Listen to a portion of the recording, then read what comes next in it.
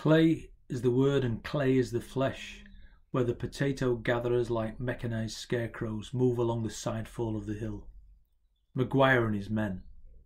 If we watch them an hour, is there anything we can prove of life as it is broken backed over the book of death?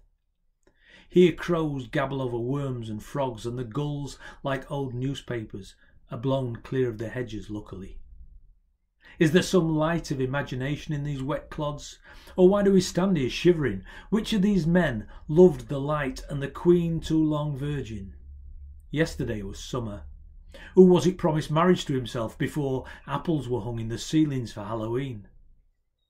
We will wait and watch the tragedy to the last curtain, till the last soul, passively like a bag of wet clay, rolls down the side of the hill, diverted by the angles where the plough missed, or a spade stands straightening the way. A dog lying on a torn jacket under a heeled-up cart, a horse nosing along the posied headland trailing a rusty plough, 3 heads hanging between wide-apart legs. October playing a symphony on a slack wire paling. Maguire watches the drills flattened out and the flints that lit a candle for him on a June altar flameless. The drills slipped by, and the days slipped by, and he trembled his head away and ran free from the world's halter, and thought himself wiser than any man in the townland when he laughed over pints of porter of how he came free from every net spread in the gaps of experience. He shook a knowing head and pretended to his soul that the children are tedious in hurrying fields of April where men are spanning across wide furrows. Lost in the passion that never needs a wife, the pricks that pricked with the pointed pins of harrows. Children screamed so loud that the crows could bring the seed of an acre away with crow-rude jeers. Patrick Maguire, he called his dog, and he flung a stone in the air, and hallooed the birds away that were the birds of the ears. Turn over the weedy clods and tease out the tangled skeins. What's he looking for there? He thinks it's a potato, but we know better than his mud-gloved fingers probing this insensitive hair. Move forward the basket and balance it steady in the hollow. Pull down the shafts of that cart, Joe, and straddle the horse, Maguire calls. The wind's over Bronnigans. Now that means rain. Grape up some withered stalks and see that no potato falls over the tailboard going down the Ruckety Pass. And that's a job we'll have to do in December. Gravel it and build a curb on the bog side. Is that Cassidy's ass out in my clover? Curse her God, where is that dog? Never where he's wanted. Maguire grunts and spits through a clay-wattled moustache and stares about him from the height. His dream changes like the cloud-swung wind, and he's not so sure now if his mother was right when she praised the man who made a field his bride. Watch him, that man on a hill whose spirit is a wet sack flapping about the knees of time. He lives that his little fields may stay fertile when his own body is spread at the bottom of a ditch under 2 coulters crossed in Christ's name. He was suspicious in his youth as a rat in his strange bread. When girls laughed, when they screamed, he knew that meant the cry of fillies in season. He could not walk the easy road to destiny. He dreamt the innocence of young brambles to hooked treachery. Oh, the grip! Oh, the grip of irregular fields. No man escapes. It could not be that back of the hills love was free and ditches straight. No monster hand lifted up children and put down apes as here. Oh God, if I'd been wiser.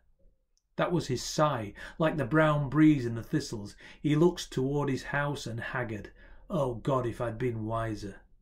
But now a crumpled leaf from the whitethorn bushes darts like a frightened robin and the fence shows the green of aftergrass through a little window. And he knows that his own heart is calling his mother a liar. God's truth is life, even the grotesque shapes of his foulest fire. The horse lifts its head and cranes through the winds and stones to lip late passion in the crawling clover. In the gap there's a bush weighted with boulders like morality. The fools of life bleed if they climb over. The wind leans from Brady's and the colt's foot leaves a hold with rust. Rain fills the cart tracks and the sole-plated grooves. A yellow sun reflects in Dunamoyne the poignant light in puddles shaped by hooves. Come with me, imagination, into this iron house, and we will watch from the doorway the years run back, and we will know what a peasant's left hand wrote on the page. Be easy, October. No cackle hen, horses neigh, tree sow, duck quack.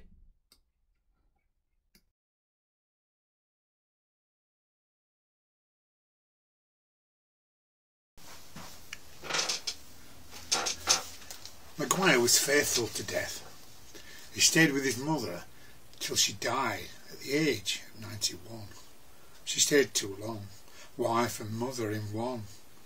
When she died, her knuckle bones were cutting the skin of her son's backside, and he was 65. Oh, he loved his mother like no other.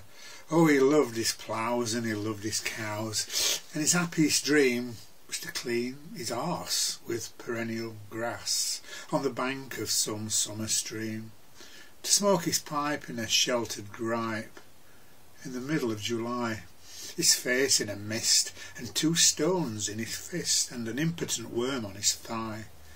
But his passion became a plague, for he grew feeble, bringing the vague women of his mind to lust nearness.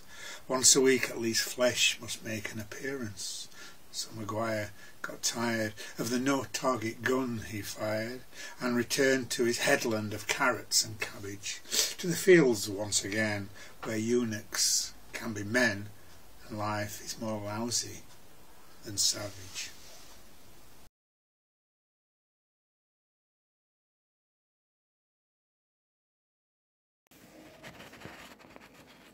Poor Paddy Maguire. A 14-hour day he worked for years. It was he who lit the fire and boiled the kettle and gave the cows the hay.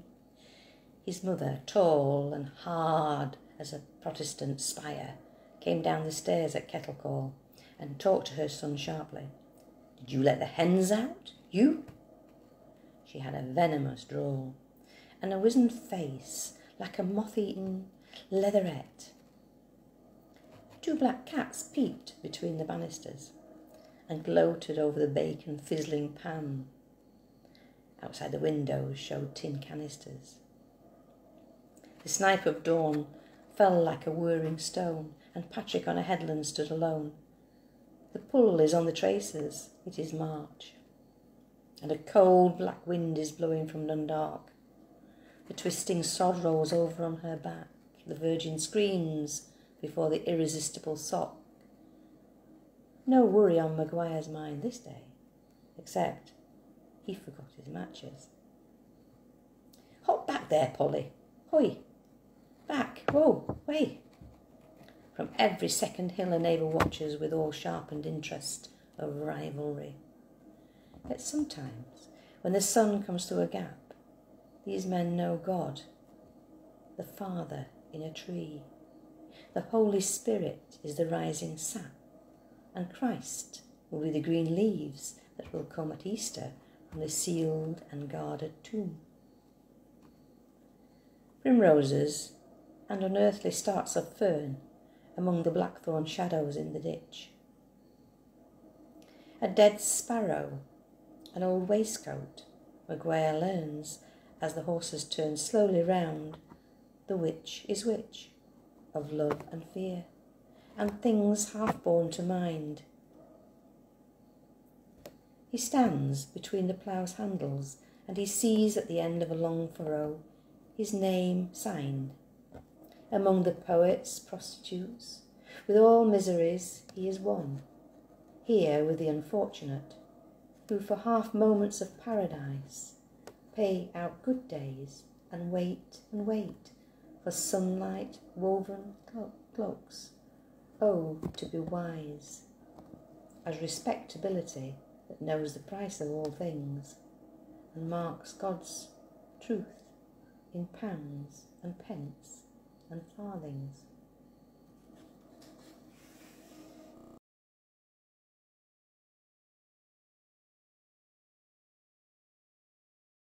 April, and no one able to calculate how far it is to harvest. They put down the seeds blindly with sensuous, groping fingers, and sensual dreams, sleep dreams, subtly underground. Tomorrow is Wednesday. Who cares? Remember Eileen Farrelly? I was thinking a man might do a damn sight worse. That voice is blown through a hole in a garden wall, and who is Eileen now cannot be known. The cattle are out on grass, the corn is coming up evenly, the farm folk are hurrying to catch mass. Christ will meet them at the end of the world, the slow and the speedier, but the fields say, only time can bless. Maguire knelt beside a pillar where he could spit without being seen. He turned an old prayer round. Jesus, Mary, Joseph, pray for us now and at the hour. Heaven dazzled death. Wonder should I cross-plough that turnip ground. The tension broke. The congregation lifted its head as one man and coughed in unison. 500 hearts were hungry for life. Who lives in Christ shall never die the death. And the candlelit altar and the flowers and the pregnant tabernacle lifted a moment to prophecy. Out of the clayey hours, Maguire sprinkled his face with holy water. As the congregation stood up for the last gospel, he rubbed the dust off his knees with his palm, and then coughed the prayer phlegm up from his throat and sighed, Amen. Once one day in June, when he was walking amongst his cattle in the yellow meadow, he met a girl carrying a basket, and he was then a young and heated fellow, too earnest. He rushed beyond the thing to the unreal, and he saw sin written in letters larger than John Bunyan dreamt of. For the strangled impulse there is no redemption. And that girl was gone, and he was counting the dangers in the fields where love ranted. He was helpless. He saw his cattle and stroked their flanks in lieu of wife to handle. He would have changed the circle if he could, the circle that was the grass track where he ran. 20 times a day he ran round the field, and still there was no winning post where the runner is cheered home. Desperately he broke the tune. But however he tried, always the same melody leapt up from the background. The dragging step of a ploughman going home through the guttery headlands under an April watery moon. Religion, the fields and the fear of the Lord, and ignorance giving him the coward's blow. He dared not rise to pluck the fantasies from the fruited tree of life. He bowed his head and saw a wet weed twined about his toe.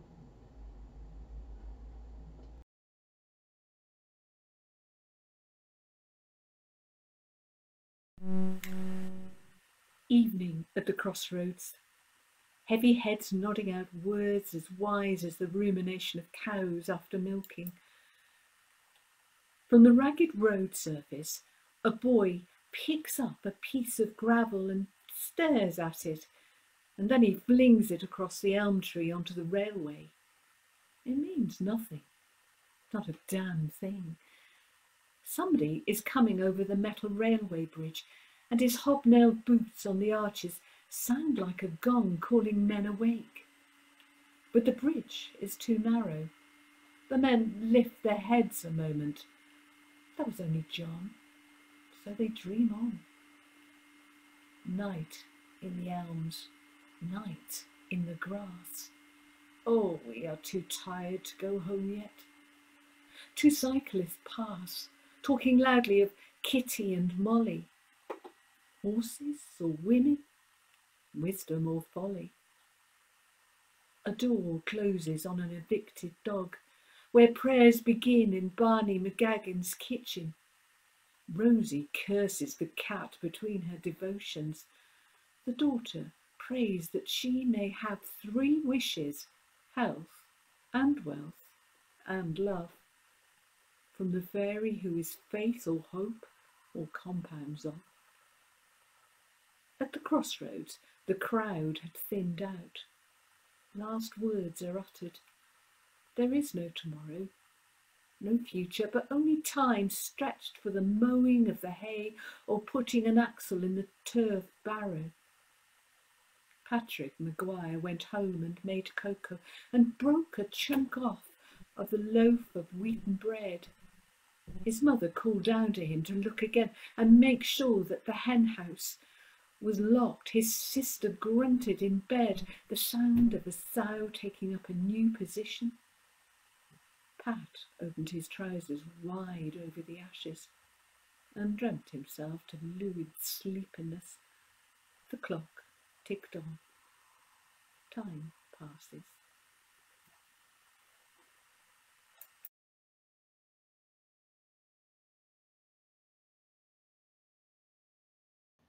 Health and wealth and love he too dreamed of in May, as he sat on the railway slope and watched the children of the place, picking up a primrose here and a daisy there. They were picking up life's true singularly, but he dreamed of the absolute in vase bouquet, all or nothing, and it was nothing, for God is not all in one place complete. Till hope comes in and takes it on his shoulder. Oh Christ, that is what you have done for us. A crumb of bread is the whole mystery. He read the symbol too sharply and turned from the 5 simple doors of sense to the door whose combination lock has puzzled philosopher and priest and common dunce. Men build their heavens as they build their circles of friends.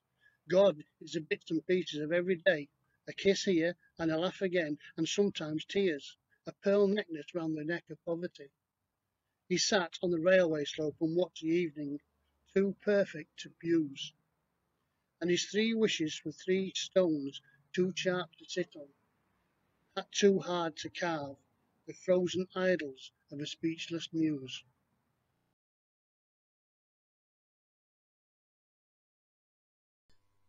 Now go to Mass and pray and confess your sins, and you'll have all the luck, his mother said. You listen to the lie that is a woman's screen around a conscience when soft thighs are spread. And all the while she was sitting up the lie. She trusted in nature that never deceives, but her son took it as literal truth. Religion's walls expand to the push of nature. Morality yields to sense, but not in little tillage fields. Life went on like that.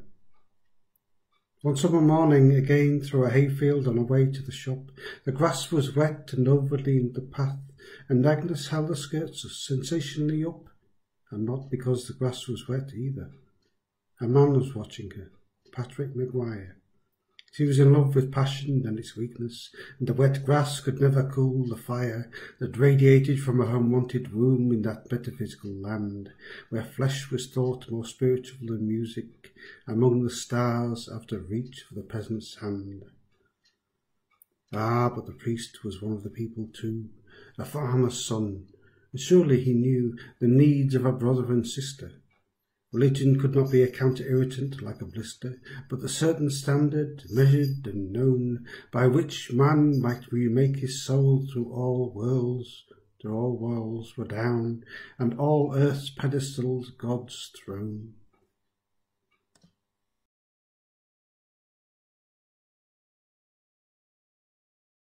Sitting on a wooden gate, sitting on a wooden gate, sitting on a wooden gate. He didn't care a damn, said whatever came into his head, said whatever came into his head, said whatever came into his head, and inconsequentially sang while his world withered away.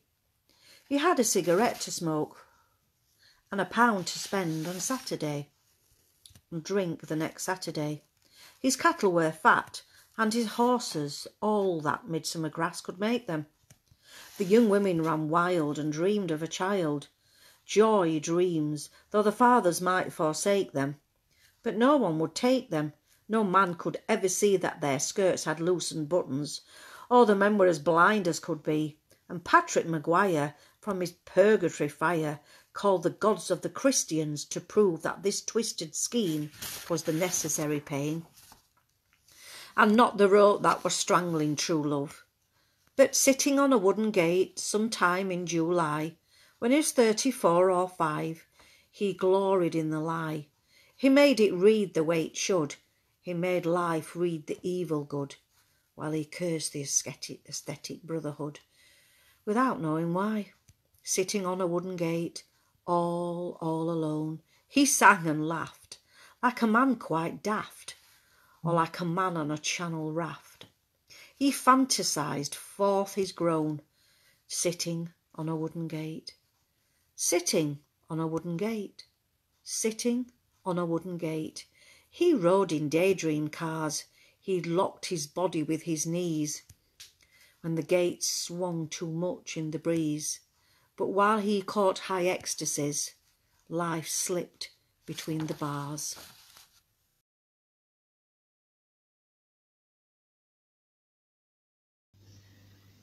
He gave himself another year. Something was bound to happen before then. The circle would break down and he would carve the new one to his own will. A new rhythm is a new life, and in it marriage is hung and money. He would be a new man, walking through unbroken meadows of dawn in the year of one. The poor peasant talking to himself in a stable door, an ignorant peasant deep in dung. What can the passers-by think otherwise? Where is his silver bowl of knowledge hung? Why should men be asked to believe in a soul that is only the mark of a hoof in guttery gaps? A man is what is written on the label, and the passing world stares, but no one stops to look closer. So back to the growing crops and the ridges he never loved. Nobody will ever know how much tortured poetry the pulled weeds on the ridge wrote before they withered in the July sun. Nobody will ever read the wild, sprawling, scrawling madwoman's signature, the hysteria and the boredom of the enclosed nun of his thought. Like the afterbirth of a cow stretched on a branch in the wind, life dried in the veins of these women and men. The grey and grief and unloved. The bones in the backs of their hands and the chapel pressing its low ceiling over them.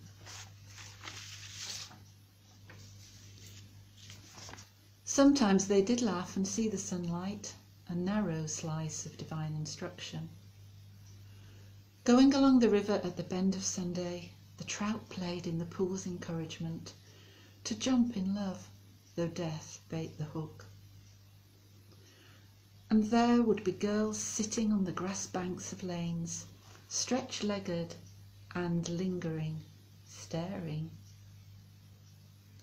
A man might take one of them if he had the courage, but no was in every sentence of their story, except when the public house came in and shouted its piece.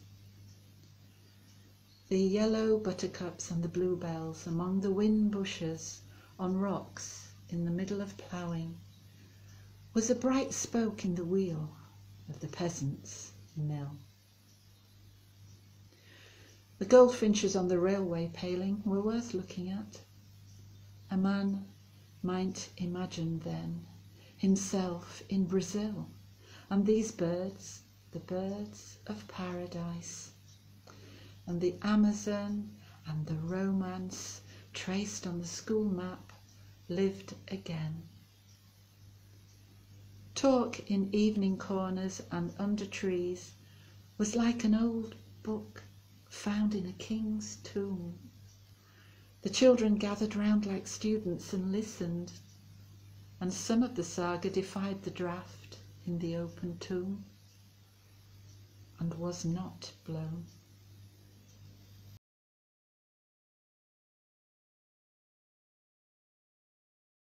Their intellectual life consisted in reading Reynolds News or the Sunday Dispatch, with sometimes an old almanac brought down from the ceiling, or a school reader, brown with the droppings of thatch.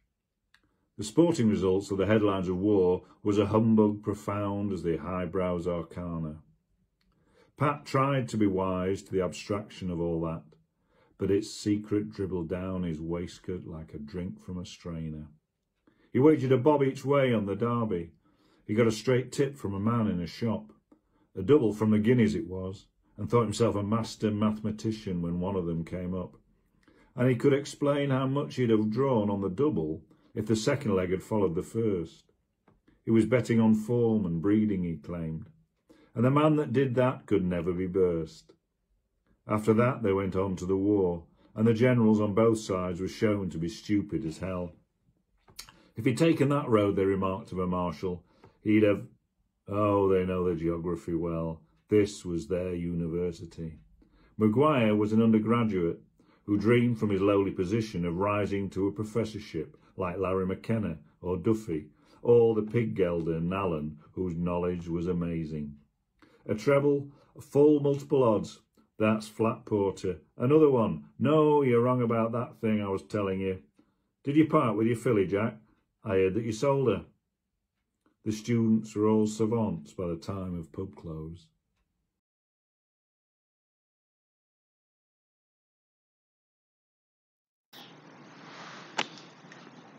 A year passed, and another hurried after it, and Patrick Maguire was still 6 months behind life. His mother 6 months ahead of it. His sister straggle-legged across it, one leg in hell and the other in heaven.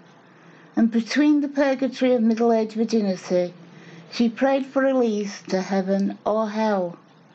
His mother's voice grew thinner like a rust-worn knife, but it cut venomously as it thinned. It cut him up the middle till he became more woman than man, and it cut through to his mind before the end. Another field whitened in the April air, and the harrows rattled over the seed. He gathered the loose stones off the ridges carefully, and grumbled to his men to hurry. He looked like a man who could give advice to foolish young fellows. He was 47, and there was depth in his jaw, and his voice was like the voice of a great cattle dealer, a man with whom the fair green gods break even. I think I ploughed that lead a proper depth. She ought to give a crop if any land gives. Drive slower with the foal mare, Joe.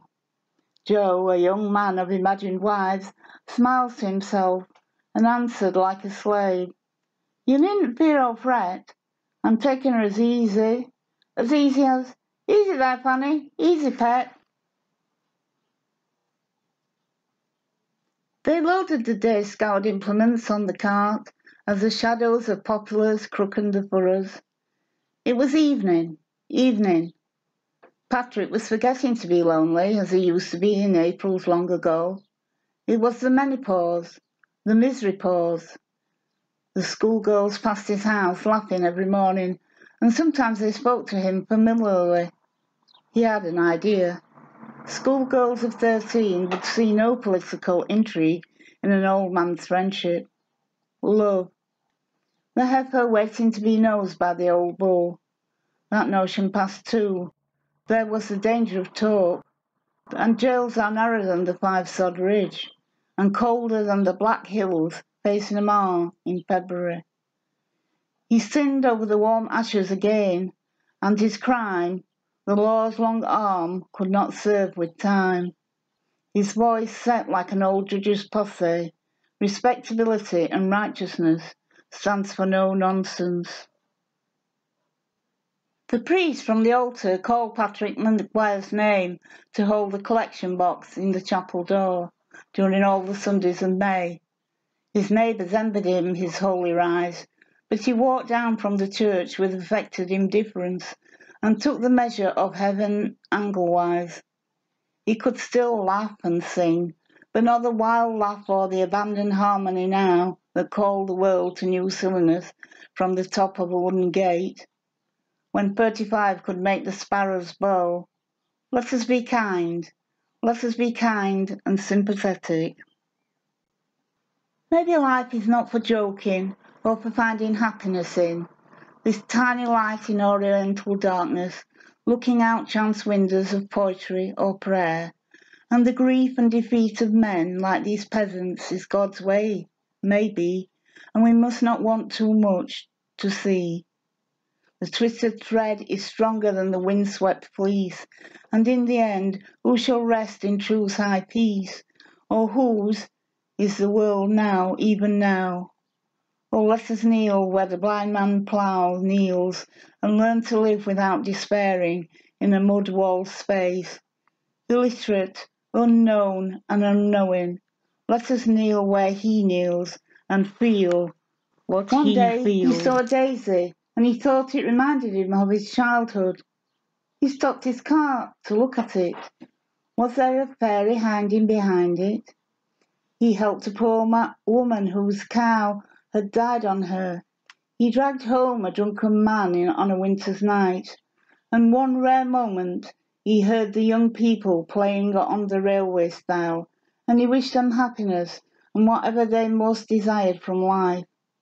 He saw the sunlight and begrudged no man his share of what the misery, soil and soul gives in a session to a ploughman. And he cried for his own loss one late night on the pillow, and yet thanked the God who had arranged these things. Was he then a saint, a Matt Talbot of Monaghan? His sister Mary Ann spat poison at the children who sometimes came to the door selling raffle tickets for holy funds. "Get out, you little tramps," she would scream as she shook to the hens an armful of crumbs. But Patrick often put his hand deep down in his trouser pocket and fingered out a penny, or maybe a tobacco-stained caramel. "You're soft," said the sister, "with other people's money.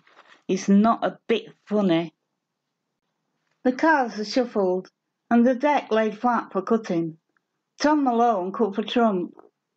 "I think we'll make this game the last, a tanny one." Hearts. "Right, I see you're breaking your 2-year-old. Play quick, Maguire." "The clock here says it's 10:30. Kate, throw another sod on that fire." One of the card players laughs and spits into the flame across his shoulder. Outside, a noise like a rat among the hen roosts. A cock crows over the frosted townland of the night. 11 o'clock, and still the game goes on, and the players seem to be drunk in an Orient opium den. Midnight, 1 o'clock, 2. Somebody's leg has fallen asleep. What about home? Maguire, are you using that double tree this week? Why, do you want it? Play the ace. There's it, and that's the last card for me. A wonderful night we had. Duffy's place is very convenient. Is that a ghost or a tree? And so they go home with Dragging Pete, and their voices rumble like laden carts, and they are happy as the dead or sleeping. I should have played that ace of hearts.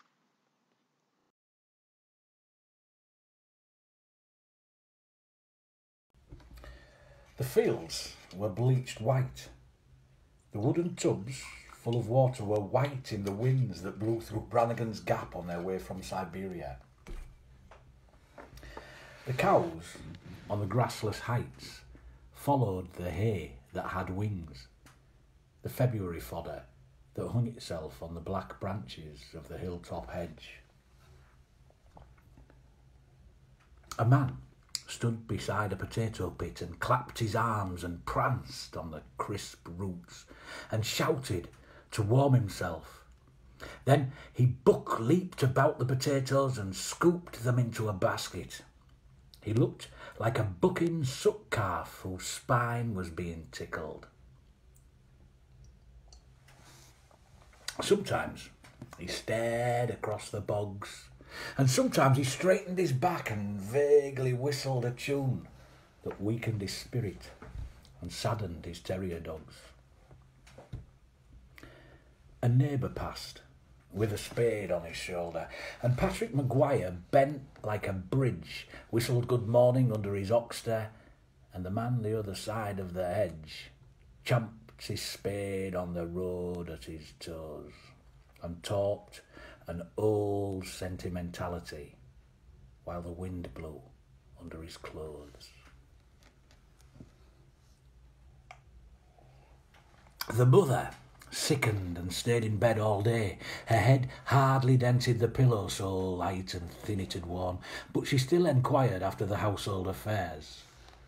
She held the strings of her children's Punch and Judy, and when her mouth opened, it was her truth that the dolls would have spoken if they hadn't been made of wood and tin. "Did you open the barn door, Pat, to let the young calves in?" The priest called to see her every Saturday, and she told him her troubles and fears. "If Mary Ann was settled, I'd die in peace. I'm getting on in years." "You are a good woman," said the priest, "and your children will miss you when you're gone. The likes of you this parish never knew. I'm sure they'll not forget the work you've done." She reached 5 bony crooks under the tick. £5 for masses. What you say them quick? She died one morning in the beginning of May, and a shower of sparrow notes was the litany for her dying. The holy water was sprinkled on the bedclothes, and her children stood around the bed and cried because it was too late for crying. A mother dead! The tired sentiment, mother, mother, was a shallow pool where sorrow hardly could wash its feet. Mary Ann came away from the deathbed and boiled the calves their gruel. Oh, what was I doing when the procession passed? Where was I looking? Young women and men, and I might have joined them. Who bent the coin of my destiny that it stuck in the slot? I remember a night we walked through the moon of Donamoyne. 4 of us, seeking adventure. It was midsummer, 40 years ago. Now I know the moment that gave the turn to my life. Oh, Christ! I'm locked in a stable with pigs and cows forever.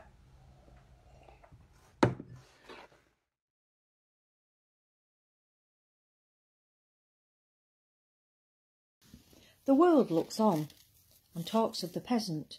The peasant has no worries. In his little lyrical fields he ploughs and sows. He eats fresh food. He loves fresh women.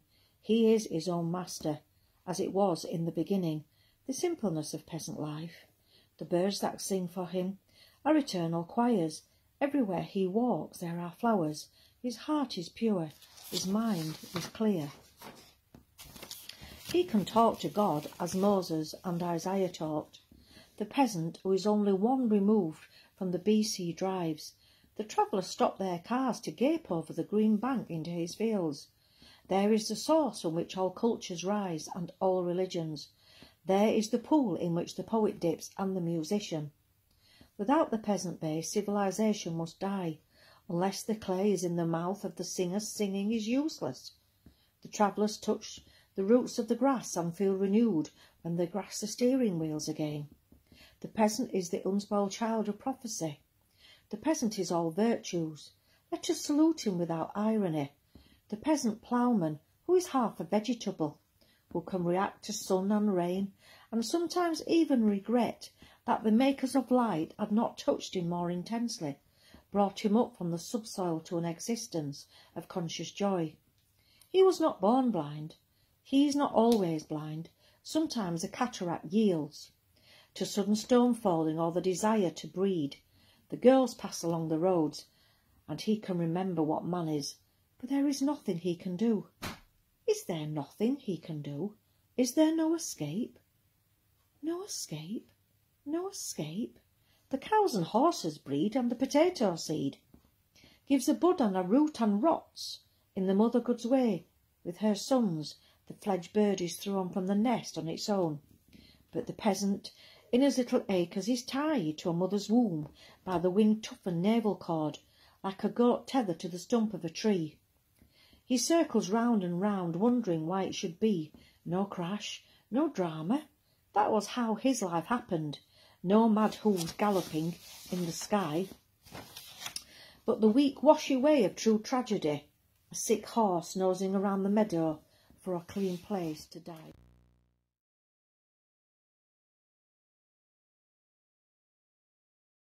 We may come out in the October reality. Imagination.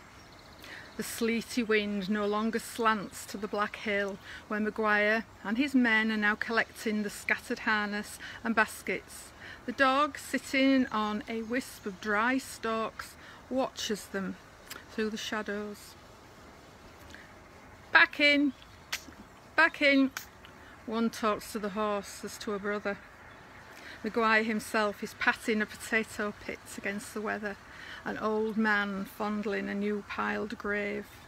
Joe, I hope you don't forget to hide the spade, for there's rogues in the townland.